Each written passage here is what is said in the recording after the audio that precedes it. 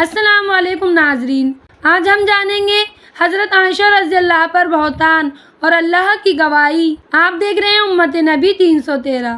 Video میں نئے ہیں تو ویڈیو کو سبسکرائب ضرور کر دیں۔ شعبان 15 ہجری مطابق دسمبر سن 626 میں بنی مستلق کے سردار حارث بن زرار کے فتنوں کی وجہ سے بنو مستلق کی لڑائی پیش آئی۔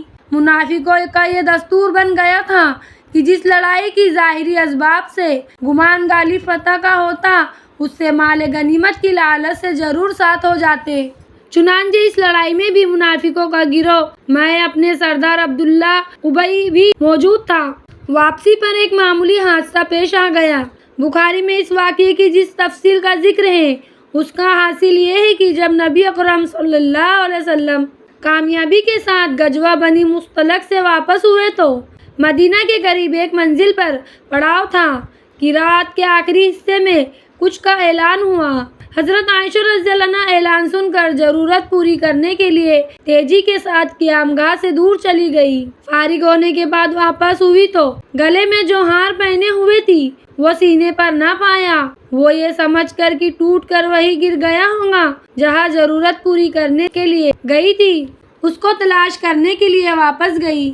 اسی بیچ جو جماعت ان کے ہارس کو اونٹ پر سوار کراتی تھی، اس نے ہارس اٹھا کر اونٹ پر کس دیا، اور چونکہ اس زمانے میں کم کھانے کی وجہ سے عورتیں عام طور پر موٹی نہیں ہوتی تھی اور اسی لیے وہ بھی بہت دبلی تھی، اسی لیے ہارس پر لگی ٹیم نے ان کے نہ ہونے کا متعلق احساس نہیں کیا اور اونٹ پر ہارس رکھ کر روانہ ہو گئے۔ حضرت عائشہ رضی اللہ عنہا جب ہار کو تلاش کرتی ہوئی واپس ہوئی تو قافلہ جا چکا تھا اور اب ہار بھی ہارس کے قریب ہی مل گیا۔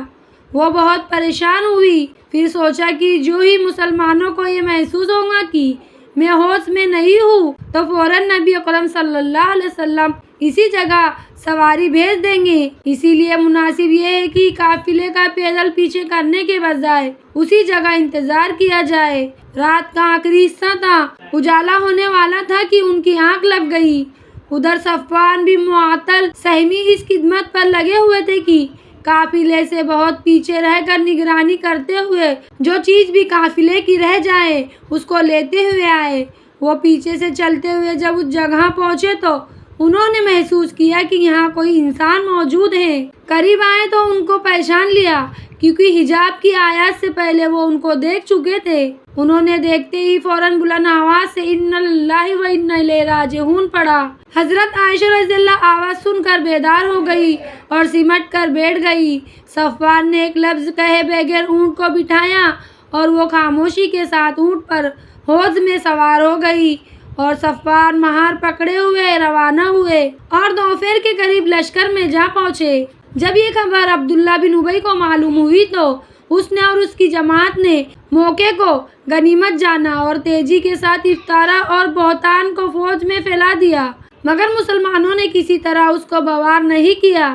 البتہ صرف 3 مسلمان، 2 مرد اور ایک عورت، حسان بن ثابت، مصطح بن اثاثہ اور حامنہ بن جہش اپنی سادگی سے منافقوں کے جال میں پھنس گئے۔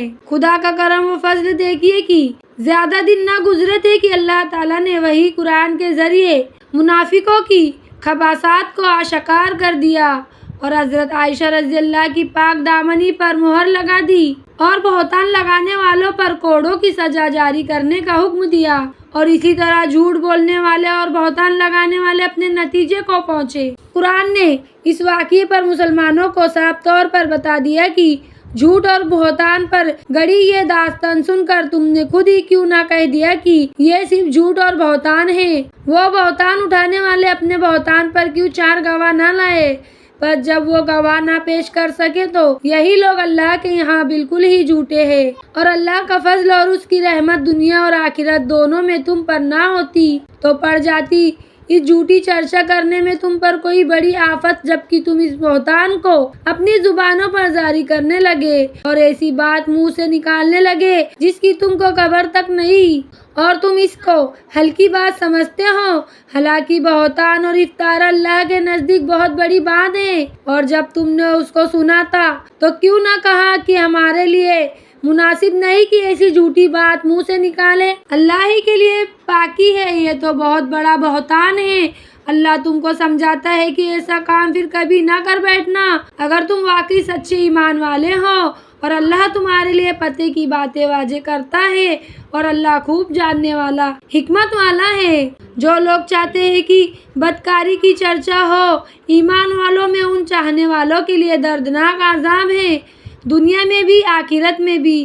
بے شک اللہ حقیقت حال کا جاننے والا ہے اور تم جاننے والے نہیں ہو۔ اور اگر اللہ کا فضل نہ ہوتا اور اس کی رحمت نہ ہوتی تم پر، اور یہ بات نہ ہوتی کہ وہ نرمی کرنے والا ہے اور مہربان ہے، تو کیا کچھ نہ ہو جاتا۔